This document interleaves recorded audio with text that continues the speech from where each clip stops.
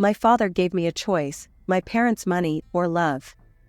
I chose the second option, and in the end I did not regret it. I grew up in a wealthy family, and from childhood I had everything I could wish for. At 19 I bought my first car, and at 23 I moved into my own apartment.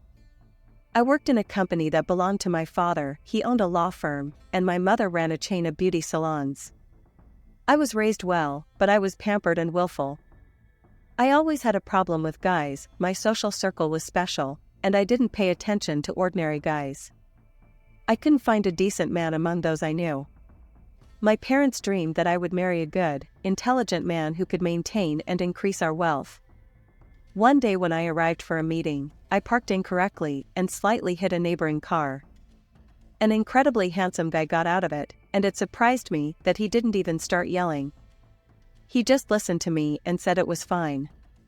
A week later, I met him again on the street near the mall. He smiled and invited me in for coffee. We had a great time. We didn't even notice how fast the hours flew by. After saying goodbye, we exchanged numbers. After our first meeting, I lay in bed, unable to sleep. I couldn't stop thinking about Robert, his smile, his confident voice, and the sparkle in his eyes when he laughed. The attraction between us was so strong and real that from the first rays of dawn I decided to dial it up. I felt that this guy had become something very important to me. When I called, Robert was ecstatic. His voice sounded like he had dreamed about it as much as I had. An hour and a half later, we were already walking through the park, enjoying each other's company. Every moment seemed magical, conversations flowed like water, and we both quickly realized that it wasn't just sympathy, but something more.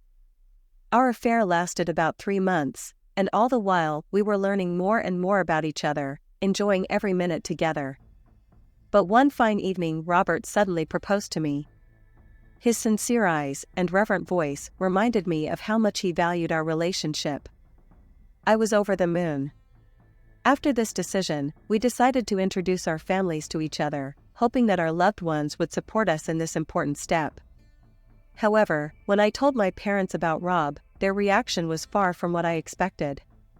They were not happy to hear about my choice and immediately expressed their displeasure. My father, with a dismissive grin, stated that Rob was not from our social circle, that he didn't fit our position. I remember my insides clenched at those words, as if someone had punched me. My father was not shy and openly stated that I would actually have to give up my life and habits to be with him. He started threatening that he would withdraw my financial support if I didn't choose a worthy man, one of his acquaintances. I was shocked, because Robert and I had not discussed financial matters at all. I believed that our relationship did not depend on material goods. My mom, though less insistent, also added that it would have been easier to find a more suitable candidate. This family conflict only intensified my desire to be with Robert, and I knew I had to fight for our happiness, despite my family's stiff opposition. My parents were adamantly opposed to our union, and this angered me. They used every possible method to separate us, as if our happiness were something terrible. From the very beginning, they tried to instill in me that choosing in favor of Rob was a terrible mistake that I would regret for the rest of my life. My father did not hesitate to openly state that Rob was not up to our status and was not morally or financially worthy of me. My father even began to threaten me, saying that if I didn't choose a worthy man, he would withdraw his financial support from me. This statement made me think for a moment about what would happen if I decided to go against their will. Every time I heard these threats, I was overcome with anxiety and uncertainty. But these were not the only methods my parents used to keep us apart. They had a whole arsenal of clever and even devious tricks. For example, they started by bribing Rob. My father took a completely unexpected step. He tried to buy him by offering Robert an impressive financial investment to start his own business. He did this on the condition that Rob had to leave me. My father persistently assured Rob that this opportunity was the best path to success and that all my love was just a passing infatuation that would soon pass. He hinted that there could be other women in his life and Rob would have many prospects after a successful business. Robert was shocked. I could see his face change as he heard my father's words. I could feel him holding back, trying not to respond to this absurd provocation. He politely declined the offer, but I knew it wasn't easy for him. With each new move my parents made against us, I became more and more determined in my desire to protect what we had. It was a real war between my feelings for Robert and what my folks were imposing on me. I was willing to fight despite all the threats and manipulation. Then my parents decided to resort to simpler and more direct ways to separate us. My mom started actively arranging meetings with other candidates, holding real lookouts with family friends and acquaintances. She invited them to dinners and parties, introducing me to young men who could be a worthy alternative to Rob. Every time I went to meet them, she would try to put on a smile and confidently assert that they were just friends of our family, but I was well aware of her true intentions. Besides, my mom often talked about how important it was to choose a level-headed partner, emphasizing that Rob didn't fit our lifestyle.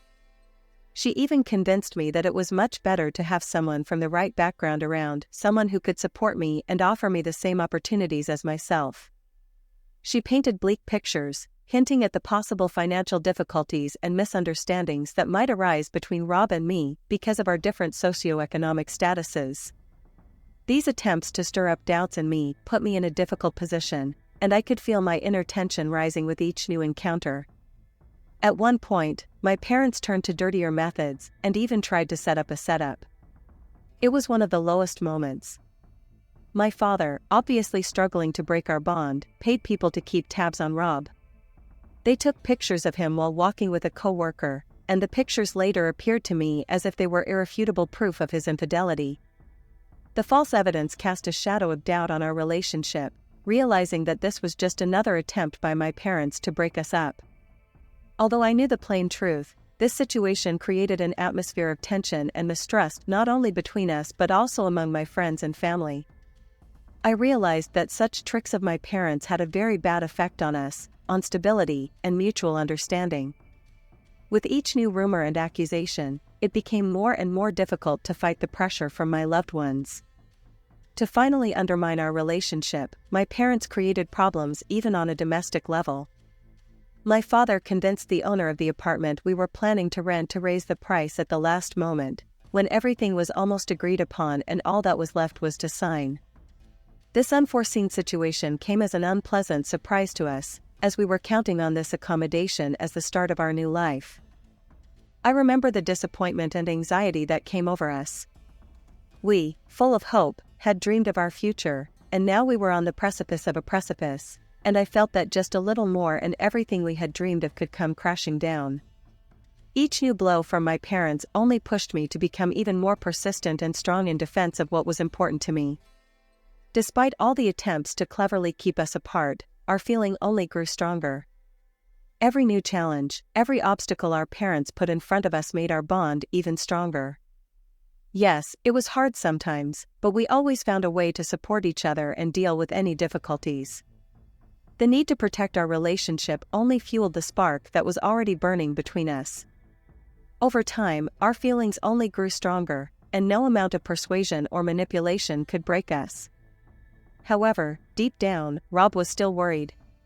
Despite his warm feelings for me, he was embarrassed by the idea that I belonged to a rich family. He had always believed that a man should be the head of the family and provide for it. We had discussed these issues many times, and with each conversation I supported him, assuring him that it didn't matter at all. It was hard for him to accept that he was an unknown guy and I was a rich socialite. But still, in the end, our feelings were stronger than all these prejudices, and he realized that he loved me, and that's what matters. We decided to get married, despite all the obstacles our parents put in front of us. They tried hard to keep us apart. My father gave me a choice, money and prosperity, or Rob. My feelings were stronger, I chose him and have never regretted it. After we got married, we decided that we would earn our own living and would never use my father's money.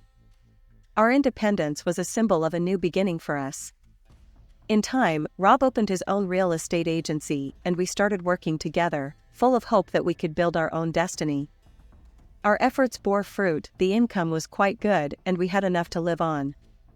I realized that, putting my family first, I had to give up the usual luxuries, and I did it with pleasure long before the wedding.